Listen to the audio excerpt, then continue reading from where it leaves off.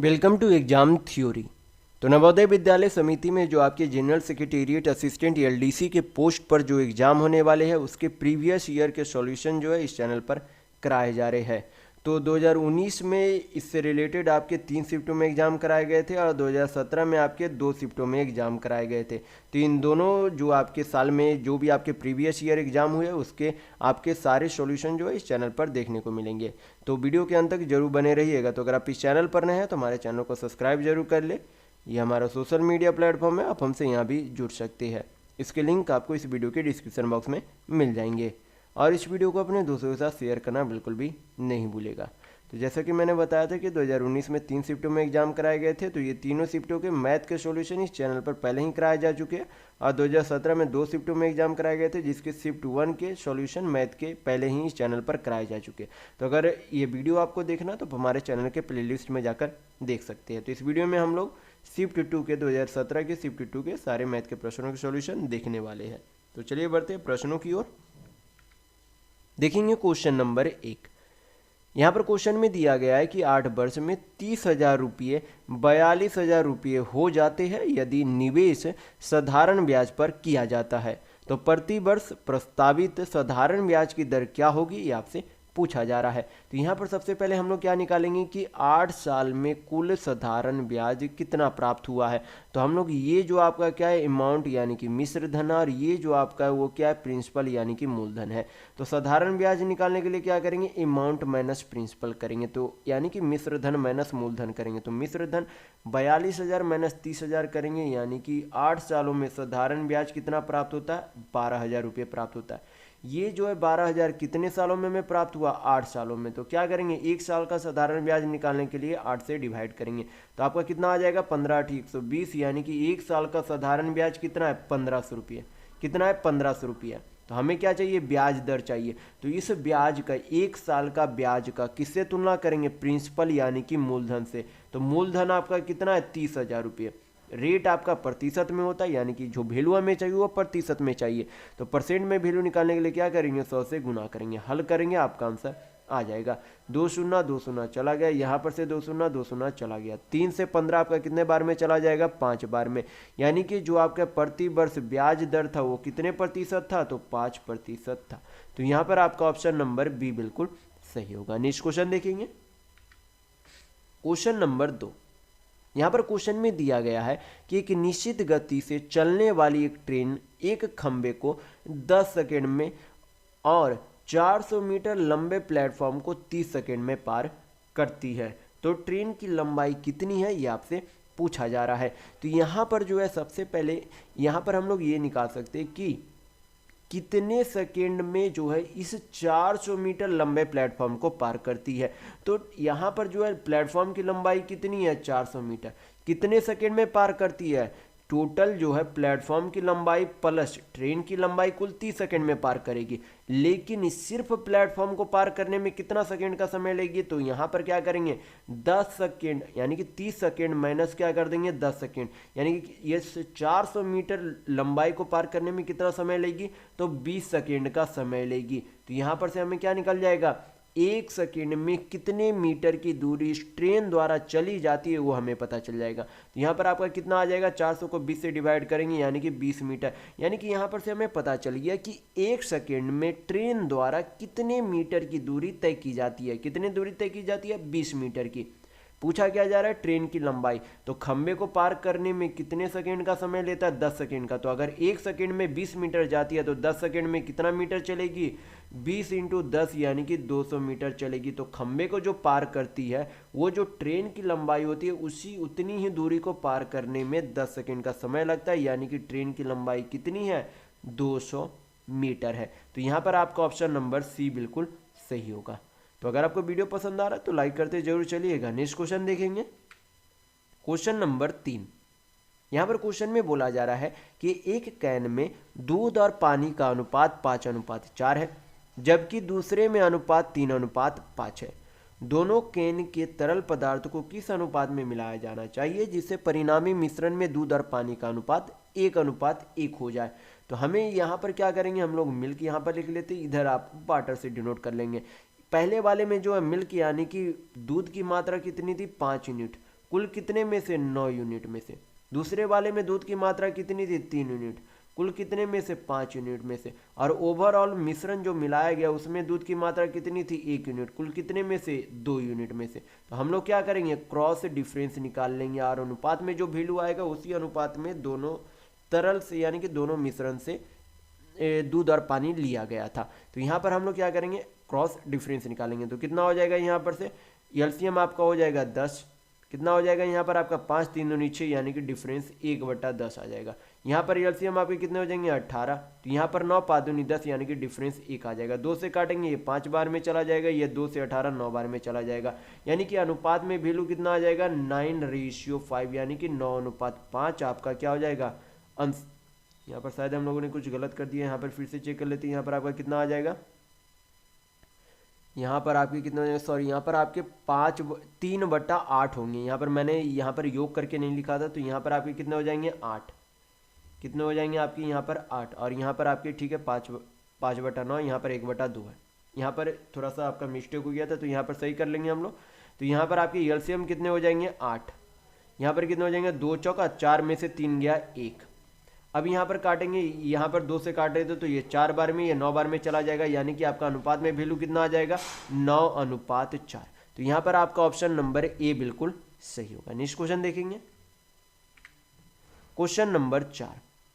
यहाँ पर क्वेश्चन में बोला जा रहा है कि सूर्य द्वारा डाली गई खंबे की छाया की लंबाई में अंतर दिन के अलग अलग समय पर जब खंबे के एक ही तरफ की जमीन पर 2 बिंदुओं में से मापे गए खंबे के शीर्ष के उन्नयन कोण 45 डिग्री और 30 डिग्री थे, तब 10 ब्रैकेट में √3 - 1 मीटर के रूप में दिया गया था। तो खंबे की ऊंचाई कितनी थी ये आपसे पूछा जा रहा है। तो मैं सिंपल सा आपको फिगर से बनाकर दिखा देता हूं कि क्वेश्चन में बोला क्या जा रहा है।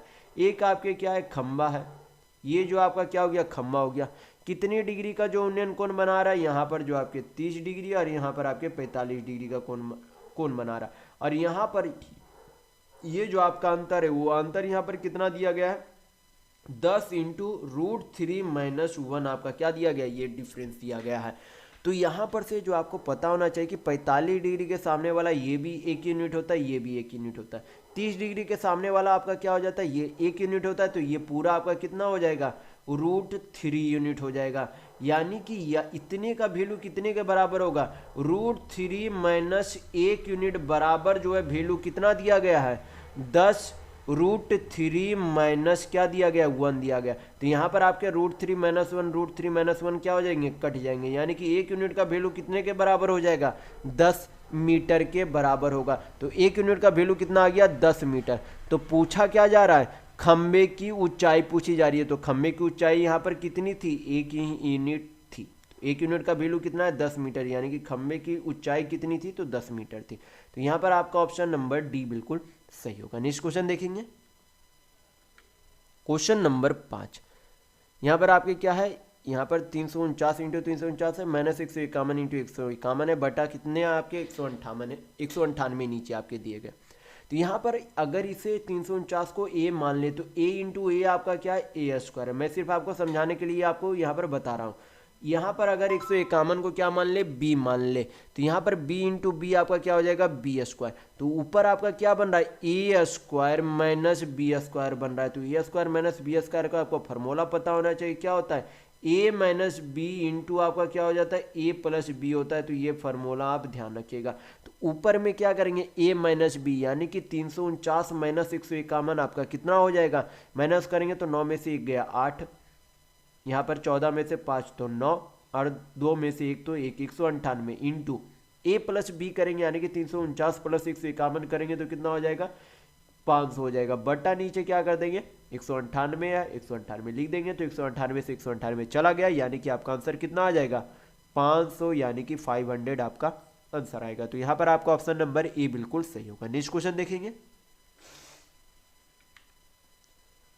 Question number 6। यहाँ पर क्वेश्चन में दिया गया है कि राम अकेले एक कार को 6 दिनों में पूरा कर सकता है, लेकिन सुनील अकेले उसी कार को करने में 3 गुना समय लेता है।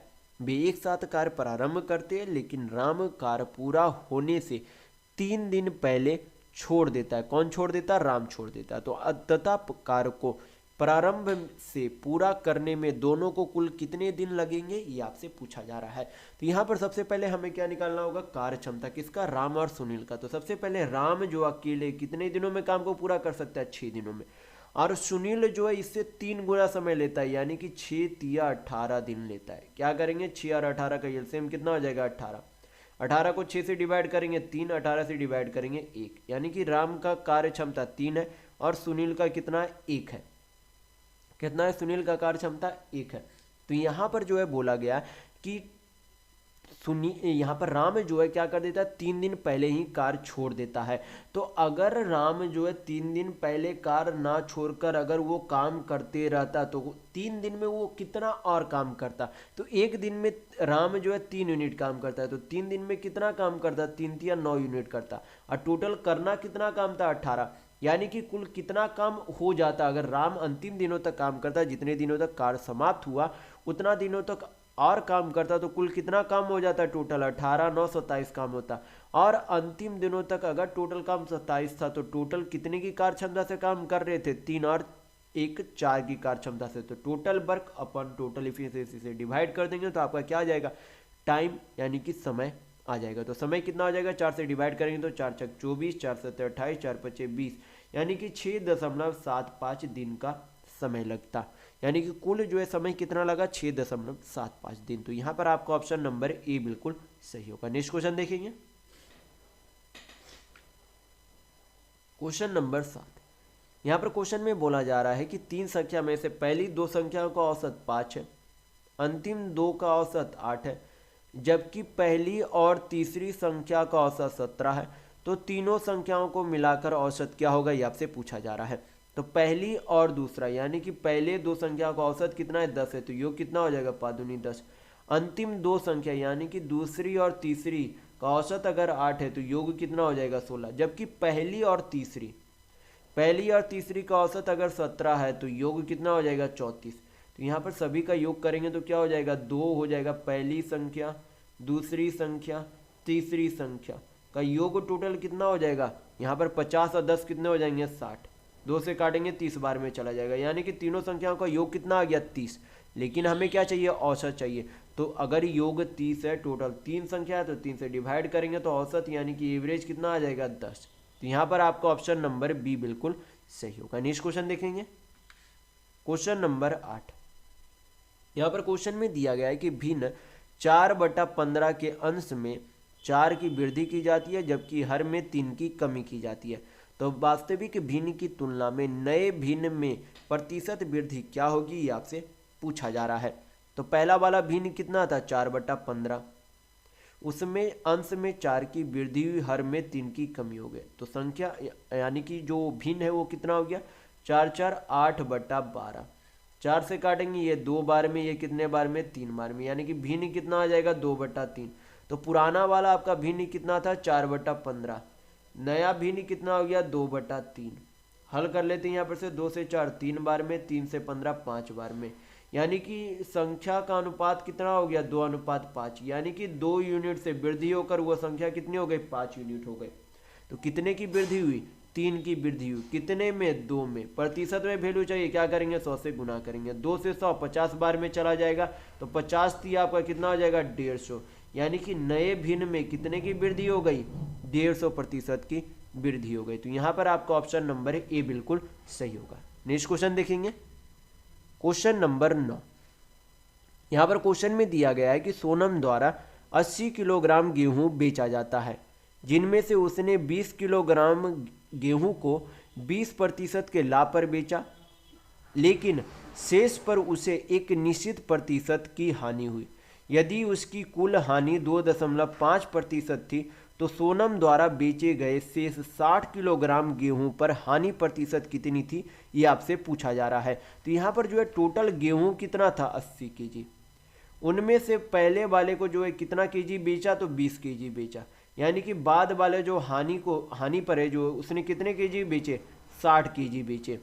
तो यहाँ पर से दोनों का अनुपात का वैल्यू कितना आ जाएगा, 20 से 60 काटेंगे 3 बार में चला जाएगा, यानी कि गेहूं किस अनुपात में बेचा गया था, तो 1:3 में। यानी कि 1 यूनिट वाला जो गेहूं था उसे क्या किया गया था, 20% के लाभ पर बेचा गया था, और ओवरऑल हानि कितने हुई थी, बेचने पर 2%, 5%, 2.5% की हानि हुई थी।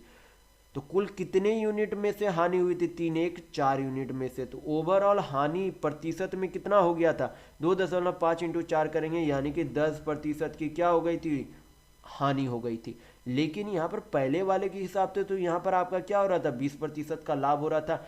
यानी कि अगर 10% की हानि हो रही है और यहाँ पर 20% का लाभ हो रहा है, यानी कि यहाँ पर जो दूसरा वाला जो 60 किलो गेहूं था उसे क्या किया गया था, 30% के हानि पे बेचा गया था। तभी तो 20 माइनस 30 करेंगे यानी कि 10% का हानि हो रहा था।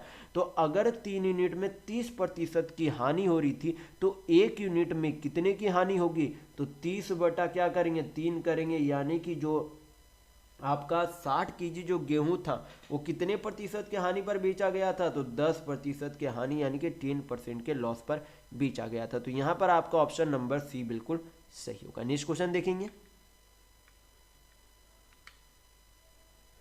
Question number 10। यहां पर क्वेश्चन में दिया गया है कि एक धनराशि को हार्दिक और महेश के बीच 2:3 के अनुपात में बांटा जाता है। यदि हार्दिक को 20 रुपये और दिए जाते हैं तो अनुपात 3:4 में बदल जाता है। तो महेश के पास कितनी धनराशि है, ये आपसे पूछा जा रहा है। तो यहाँ पर सबसे पहले आपके क्या है, हार्दिक है, फिर आपके क्या है, महेश है। दोनों का अनुपात कितना था, 2:3।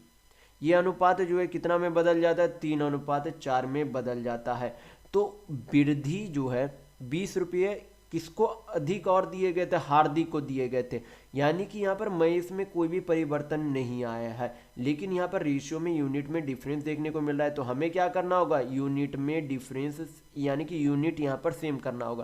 तो इसे होल रेशियो को 4 से गुना कर देंगे, यहाँ पर होल रेशियो को 3 से गुना कर देंगे। तो कितना आ जाएगा यहाँ पर, 4 दूनी 8 अनुपात 4 तिया 12। ये पुराना अनुपात था, नया अनुपात जो है वृद्धि होने के बाद कितना हो जाएगा आपका, 3 तिया 9 अनुपात 12। तो आपका महेश का तो यूनिट में सेम रहा, लेकिन यहाँ पर हार्दिक के कितने यूनिट की वृद्धि हो गई, 1 यूनिट की वृद्धि हो गई, जो कि रुपये में कितने रुपए के बराबर था, 20 रुपये के बराबर था। तो पूछा क्या जा रहा है, महेश के पास कितनी धनराशि थी। तो महेश के पास कितनी धनराशि थी, 12 यूनिट। तो अगर 1 यूनिट का वैल्यू 20 रुपया तो 12 यूनिट का वैल्यू कितना हो जाएगा, 240 रुपये। तो यहाँ पर आपका ऑप्शन नंबर डी बिल्कुल सही होगा। नेक्स्ट क्वेश्चन देखेंगे, क्वेश्चन नंबर 11। यहाँ पर क्वेश्चन में दिया गया है कि एक व्यक्ति को ब्याज के रूप में कितने रुपये अधिक मिलेंगे यदि वह 1 वर्ष के लिए 10,000 रुपये 30% प्रति वर्ष ब्याज की दर से जमा करती है।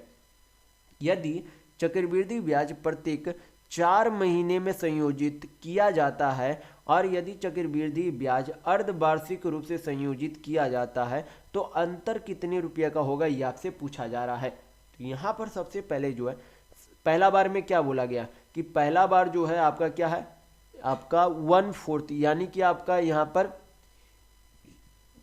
जो आपका जो साल है उसमें जो है 1/4 महीना यानी कि इस तरीके 4 महीना यानी कि क्वार्टरली आपका क्या लग रहा है, क्वार्टरली नहीं 4 महीने का, यानी कि आपका 4 महीने का 3 बार आपका क्या लगेगा, ब्याज लगेगा। यानी कि अगर यहाँ पर टोटल जो है 1 साल में कितने मंथ होते हैं, 12 मंथ होते हैं। मैं यहाँ पर थोड़ा सा बेसिक से आपको समझा देता हूँ कि 1 साल में कितना मंथ होते हैं, 12 महीने। तो 4 मंथ के जो है 4 मंथ के कितने बार ये टर्म चलेगा, 3 बार ये टर्म चलेगा। तो अगर ओवरऑल 1 साल का आपका ब्याज 30% है तो टोटल कितने टर्म चल रहा है, 3 टर्म। तो क्या करेंगे, 1 टर्म का प्रतिशत ब्याज निकालने के लिए क्या करेंगे, 3 से डिवाइड कर देंगे। यानी कि प्रत्येक टर्म में क्या लगेगा, 10% का चक्रवृद्धि ब्याज लगेगा। उसी तरीके से यहाँ पर जो है फिर बोला गया कि अर्धवार्षिक यानी कि आपका हाफ ईयरली ब्याज चलेगा। तो यहाँ पर 1 साल में कितना टर्म चलेगा, 2 बार टर्म चलेगा। तो 30 को 2 से डिवाइड करेंगे यानी कि 15% का 2 बार आपका क्या लगेगा, चक्रवृद्धि ब्याज लगेगा। तो हमें क्या निकालना होगा, ओवरऑल चक्रवृद्धि ब्याज दोनों में कितने प्रतिशत का लगता है, पहले वो हम लोग निकाल लेते हैं। तो मैं अगर आपने पहले वाले वीडियो मेरे देखे होंगे MTS या फिर जो मैंने प्रीवियस ईयर सॉल्यूशन काफ़ी सारे के करा चुका हूँ, उसमें अगर आपने देखा होगा तो मैंने वहाँ पर बता रखा है कि अगर 10% रेट आपका 10% दिया हुआ है और आपसे पूछा जाए कि 2 साल का चक्रवृद्धि ब्याज यानी कि 2 साल या 2 टर्म का ओवरऑल चक्रवृद्धि ब्याज पूछा जाए तो कितना हो जाएगा, 21%। 3 टर्म यानी कि 3 ईयर या फिर 3 ईयर का पूछा जाए तो कितना हो जाएगा 33.1%। अगर 4 साल या 4 टर्म का पूरा पूछा जाए तो कितना हो जाएगा 46.41% होगा। तो यहाँ पर कौन सा फॉलो हो रहा है 3 टर्म का यानी कि 3 साल का, तो 3 टर्म का फॉलो हो रहा है तो ओवरऑल ब्याज यहाँ पर कितना हो जाएगा 33.1% होगा। कितना हो जाएगा 33.1%।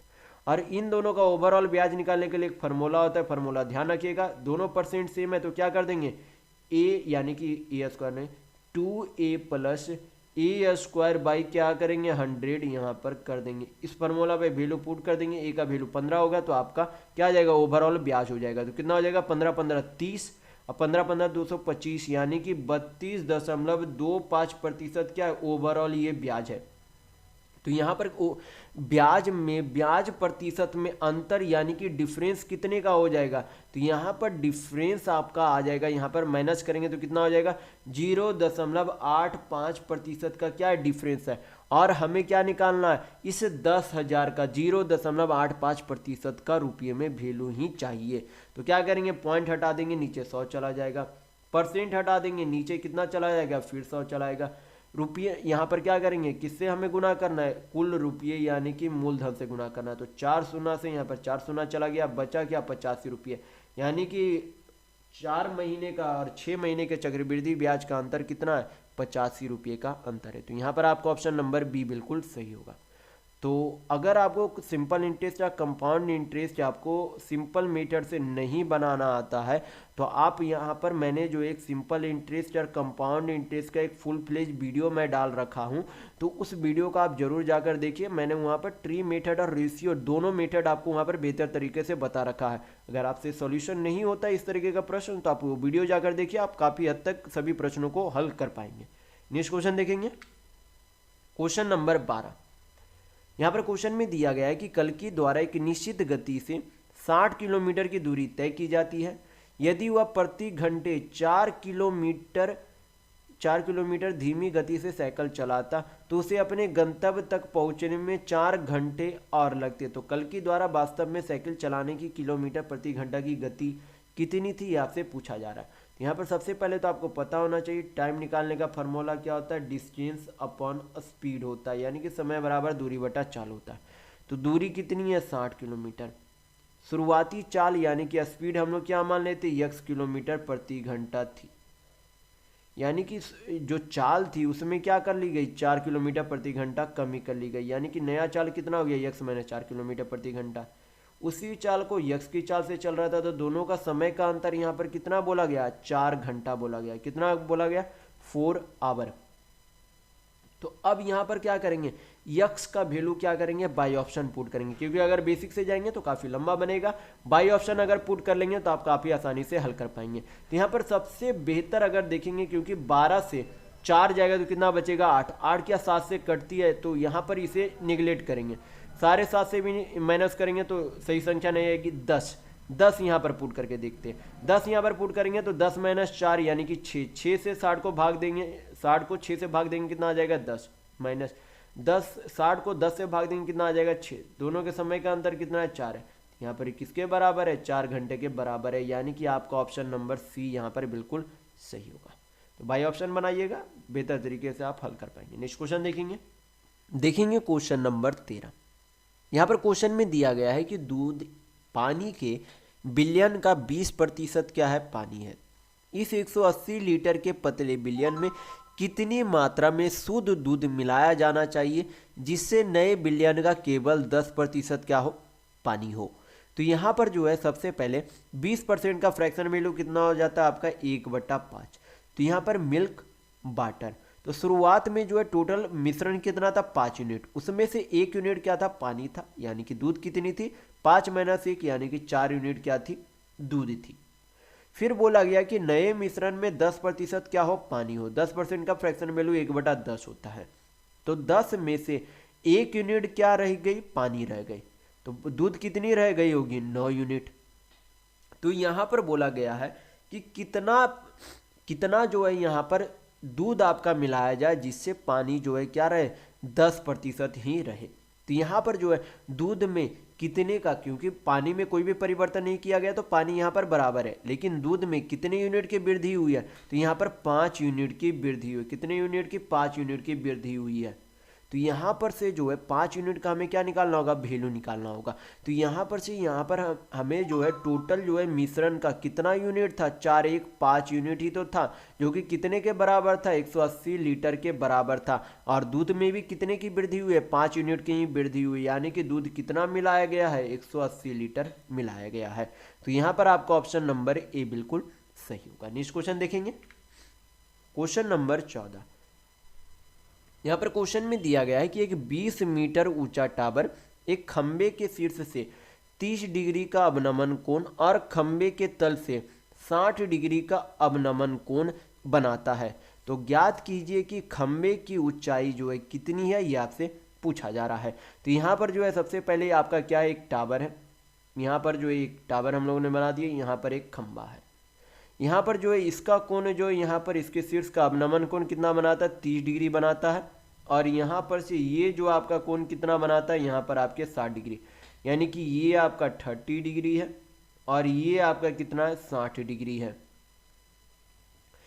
और ये जो है ये पूरी ऊंचाई कितनी दी गई है? ये पूरी ऊंचाई आपकी कितनी दी गई है? 20 मीटर दी गई है। तो 30 डिग्री के सामने वाला जो है ये कितना हो जाता है? आपका 1 यूनिट होता है। और ये जो आपका कितनी हो जाएगी? √3 यूनिट हो जाएगी। 60 डिग्री के सामने वाली आपकी कितनी हो जाती है? √3 यूनिट कितनी हो जाएगी? यानी कि ये जो पूरा है वो कितने के बराबर है? √3 यूनिट के बराबर है। और ये जो आपकी कितनी हो जाएगी? 1 यूनिट। तो 1 यूनिट का वैल्यू, ये दोनों साइड क्या हो जाती है? बराबर होती है। तो 1 यूनिट का वैल्यू यहाँ पर कितना है? √3 के बराबर है। तो 1 यूनिट का वैल्यू अगर √3 बराबर है तो √3 यूनिट का वैल्यू कितना हो जाएगा? √3 × √3 यानी कि 3 हो जाएगा। तो अगर इतने से इतने तक का वैल्यू 1 यूनिट है तो यहाँ से लेकर यहाँ तक का वैल्यू कितना हो जाएगा? 2 यूनिट हो जाएगा, क्योंकि टोटल 3 यूनिट है। 3 में से 1 गया यानी कि 2 यूनिट, यानी कि ये जो आपका लंबाई है, जो आपके खंबे की लंबाई है वो कितना है? 2 यूनिट है, यानी कि हमें 2 यूनिट का वैल्यू चाहिए। तो यहाँ पर जो है टोटल कितना यूनिट था? 3 यूनिट था। 3 यूनिट की ऊंचाई कितनी थी? 20 मीटर। तो 1 यूनिट का वैल्यू कितना हो जाएगा? 20/3। हमें क्या चाहिए? 2 यूनिट का वैल्यू चाहिए, तो क्या कर देंगे? 2 से गुना करेंगे तो आपका कितना हो जाएगा? 20 दूनी 40/3। पूर्णांक में आपका कितना आ जाएगा? 13.1/3 मीटर। ये क्या आ गई आपकी? यहाँ पर ये आपकी आ गई खंबे की लंबाई, यानी कि ऊंचाई आ गई। तो यहाँ पर आपका ऑप्शन नंबर डी बिल्कुल सही होगा। नेक्स्ट क्वेश्चन देखेंगे, क्वेश्चन नंबर 15। यहाँ पर क्वेश्चन में दिया गया है कि 1000 से छोटी प्राकृतिक संख्याओं की संख्या जिनके ठीक 5 गुणनखंड है। तो इस तरीके का प्रश्न को हल करने के लिए हम लोग क्या करते हैं? प्राइम नंबर का क्या करेंगे? पावर 4 करेंगे। क्या करेंगे? प्राइम नंबर जो संख्या आती जाएगी उनका क्या करेंगे? पावर 4 करेंगे। जितने अंक के प्राइम नंबर तक 1000 से कम अंक का उनका, यानी कि पावर 4 करने पर 1000 से कम आएगी उसकी संख्या, उतने तक का आपका क्या हो जाएगा? उतनी संख्या का आपका क्या होगा? कम से, यानी कि एकदम एग्जैक्ट 5 गुणनखंड बनेगी। जैसे कि यहाँ पर आपका सबसे छोटा प्राइम नंबर कितना होता है? 2। 2 पे पावर क्या करेंगे? 4, क्योंकि 5 गुणनखंड चाहिए तो पावर 4, 1 कम करके पावर 4 करेंगे। कितना हो जाएगा? 2 दूनी 4 दूनी 8 दूनी 16। 16 का जो है कितने फैक्टर आपके गुणनखंड कितने हो जाएंगे? 1 आपका होता है, 2 होता है, 4 होता है, 8 होता है, 16 होता है। इसके कितने गुणनखंड हो गए? 5। एग्जैक्ट आपके 5 गुणनखंड यानी कि फैक्टर है। फिर अगला प्राइम नंबर आपका 3 है। पावर 4 करेंगे कितना हो जाएगा? 3 × 9 = 27 × 81। 81 के आपके जो है फैक्टर 1 होंगे, 3 होंगे, 9 होंगे, 27 होंगे और एक आपके 81 होंगे। एग्जैक्ट 5 फैक्टर आपके। फिर 4 नहीं, 4 आपका प्राइम नंबर नहीं है, 5 लेंगे। 5 पे पावर 4 करेंगे कितना हो जाएगा? 5 × 5 = 25, 25 × 125, 25 625। ये आपका 1 भी है, 5 से भी कटते हैं। फिर आपका 25 से भी कटता है, 125 से भी कटता है, 625 से भी कटता है। इसके अगला प्राइम नंबर कौन सा है आपका? 7 है। क्या है? 7 है। तो 7 आपका अगर पावर 4 करेंगे तो ये 1000 से ऊपर आ जाएगी, तो ये हमें नहीं लेना। तो ऐसी कितनी संख्या है जिनके एग्जैक्ट 5 गुणनखंड आएंगे? तो टोटल ऐसे 3 संख्याएं हैं। तो यहाँ पर आपका ऑप्शन नंबर बी बिल्कुल सही होगा। नेक्स्ट क्वेश्चन देखेंगे, क्वेश्चन नंबर 16। यहाँ पर क्वेश्चन में दिया गया है कि राम अकेले एक कार्य को 36 दिनों में पूरा कर सकता है। जबकि उसे और सुनील को मिलकर कार्य करने के लिए केवल 20 दिन की आवश्यकता होगी। तो सुनील स्वयं कार्य करता है तो कार्य कितने दिनों में पूरा होगा, ये आपसे पूछा जा रहा है। तो राम जो है कितने दिनों में काम को करता है, 36 दिनों में। और सुनील जो है कितने दिनों में, राम और सुनील दोनों मिलकर कितने दिनों में करते हैं, 20 दिनों में। तो क्या करेंगे यहाँ पर 36 और 20 का एलसीएम कितना हो जाएगा आपका, 180। 180 को 36 से डिवाइड करेंगे 5, 20 से डिवाइड करेंगे 9, यानी कि राम की कार्य क्षमता 5 है और राम और सुनील दोनों की मिलाकर कार्य क्षमता 9 है।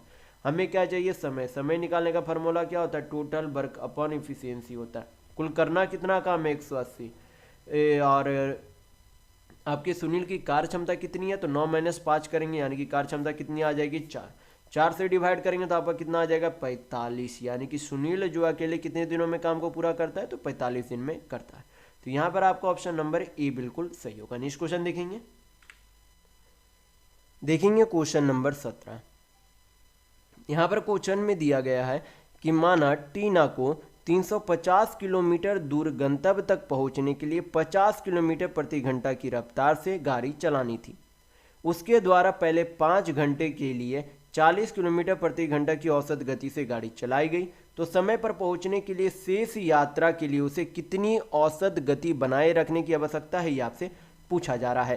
तो यहाँ पर जो हम लोग क्या करेंगे, यहाँ पर सबसे पहले जो है यहाँ पर बोला गया कि उसके द्वारा जो है 5 घंटे जो है गाड़ी चलाई गई, कितने की चाल से, 10 किलोमीटर प्रति घंटा की चाल से। तो डिस्टेंस निकालने का फॉर्मूला क्या होता है, डिस्टेंस बराबर होता है स्पीड इंटू टाइम, यानी कि दूरी बराबर चाल इंटू समय होता है। तो कितने घंटे तक गाड़ी चली, 5 घंटे तक, कितने की चाल से, 40 किलोमीटर प्रति घंटा की चाल से। तो कितनी दूरी तय की गई होगी, 200 किलोमीटर। टोटल तय करना कितना है, 350 किलोमीटर। बची हुई दूरी कितनी है, 150 किलोमीटर। कितने घंटे में तय करेगा, यहाँ पर 350 किलोमीटर की दूरी 50 किलोमीटर प्रति घंटा की चाल से तय करता है। तो समय निकालने का फॉर्मूला क्या होता है, डिस्टेंस अपॉन स्पीड होता है। तो दूरी कितनी थी, 350 किलोमीटर, चाल कितना था, 50, डिवाइड करेंगे कितना आ जाएगा, 7 घंटा, यानी कि 7 घंटे का समय लगता है निश्चित रूप से तय करने में। तो 5 घंटा जो अभी तक चल चुका है, बचा हुआ समय कितना है, 2 घंटा, जिसमें कितनी दूरी तय करना है, 150 किलोमीटर। तो चाल निकालने के लिए क्या करेंगे, समय से डिवाइड कर देंगे, तो आपका क्या निकल जाएगा, स्पीड निकल जाएगी, नई चाल निकल जाएगी। तो स्पीड आपकी कितनी आ जाएगी, 75 किलोमीटर प्रति घंटा। यानी कि अगर उसे समय पर पहुंचना है तो बचे हुए 2 घंटे में उसे 75 की चाल से चलनी पड़ेगी। तो यहाँ पर आपका ऑप्शन नंबर 3 बिल्कुल सही होगा। नेक्स्ट क्वेश्चन देखेंगे, क्वेश्चन नंबर 18। ये आपका क्या है, सिंपल सा, इसे सिंप्लीफाई करना, हल कीजिएगा, आपका आंसर आ जाएगा। तो क्या करना है, 50 का 15%, प्रतिशत हटाएंगे, नीचे कितना चला जाएगा, 100। किसके बराबर है, यक्स का 30% है। किसके बराबर है, यक्स के 30% के यहाँ पर क्या है, बराबर है। तो हल कर लेंगे, 100 आपका क्या हुआ, चला गया। 15 से 30 कितने बार में चला जाएगा, 2 बार में। 2 से 50 आपका कितने बार में चला जाएगा, 25 बार में। यानी कि यहाँ पर से यक्स का वैल्यू आपका कितना आ जाएगा, 25 के बराबर आएगा। तो यहाँ पर आपका ऑप्शन नंबर सी बिल्कुल सही होगा। नेक्स्ट क्वेश्चन देखेंगे, क्वेश्चन नंबर 19। यहाँ पर क्वेश्चन में दिया गया है कि 80 रुपये का एक बैग 68 रुपये में बेचा जाता है, तो हानि प्रतिशत दर ज्ञात कीजिए कि कितना हुआ। तो 80 रुपये का सामान कितने में बेचा गया, 68 में। तो कितने रुपये का हानि हो रहा है, 80 - 68 करेंगे, यानी कि 12 रुपये का हानि हो रहा है। किससे तुलना करेंगे, सीपी से, यानी कि क्रय मूल्य से तुलना करेंगे, तो 80 से। प्रतिशत में वैल्यू चाहिए, क्या करेंगे, 100 से गुना करेंगे। 20 से काटेंगे 5 बार में, 20 से ये 4 बार में, 4 से 12 कितने बार में, 3 बार में। तो 5 दिया आपका कितना हो जाएगा, 15%। यानी कि कितने प्रतिशत का लॉस होता है, तो 15% का लॉस होता है। तो यहाँ पर आपका ऑप्शन नंबर बी बिल्कुल सही होगा। नेक्स्ट क्वेश्चन देखेंगे, क्वेश्चन नंबर 20। ये क्या है आपका, यहाँ पर समान अनुपात में वैल्यू दिया गया, या हल करेंगे, यक्स का वैल्यू आ जाएगा। तो हल कर लेते, 3/4 लिखा जा सकता है, बराबर। यहाँ पर जो आपका प्रोपोर्शनल है उसे क्या लिख सकते हैं, बराबर साइन दे सकते हैं। और यक्स रेशियो 12 को x/12 लिखा जा सकता है। 4 से 12 3 बार में चला जाएगा, तो x बराबर आपके कितने हो जाएंगे, 3 × 3 = 9। तो यहाँ पर आपका ऑप्शन नंबर ए बिल्कुल सही होगा। तो इस वीडियो में बस इतना ही। अगर आपको वीडियो पसंद आए तो लाइक कीजिएगा, नए हैं तो चैनल को सब्सक्राइब जरूर कर लीजिएगा। ये हमारा सोशल मीडिया प्लेटफॉर्म है, आप हमसे यहाँ भी जुड़ सकते हैं। इसके लिंक आपको इस वीडियो के डिस्क्रिप्शन बॉक्स में मिल जाएंगे। और इस वीडियो को अपने दोस्तों के साथ शेयर करना बिल्कुल भी नहीं भूलिएगा। तो वीडियो में बस इतना ही। वीडियो के अंत तक बने रहने के लिए बहुत बहुत धन्यवाद। आशा करता हूँ आपका दिन शुभ हो।